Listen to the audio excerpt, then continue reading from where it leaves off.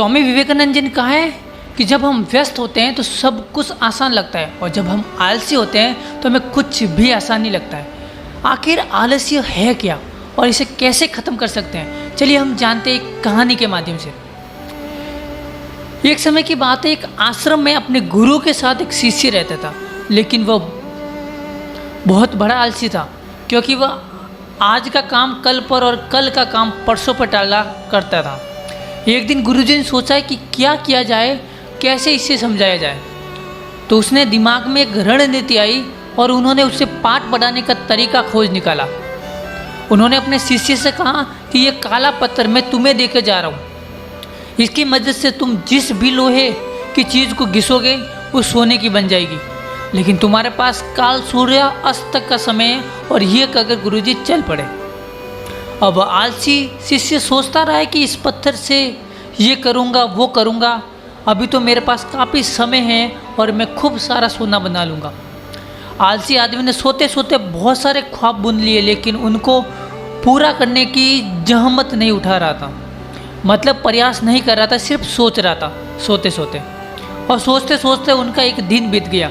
जैसे ही वह सुबह उठा तो उसने सोचा अभी तो मेरे पास शाम तक का समय है, इसे मैं बहुत ही जल्दी पूरा कर लूँगा।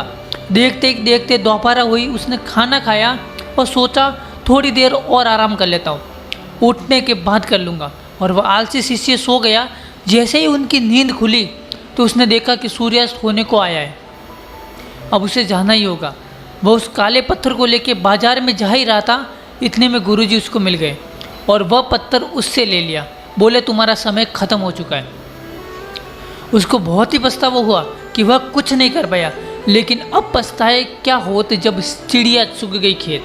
हमारे साथ भी दोस्तों ऐसा ही होता है, कभी कभी हम भी यही करते हैं, आलस करते जाते हैं और दिन को टालते रहते हैं। आज का काम कल, आगे से आगे टालते जाते हैं। इससे समय निकल जाता है क्योंकि समय का पहिया तो रुकने वाला है नहीं।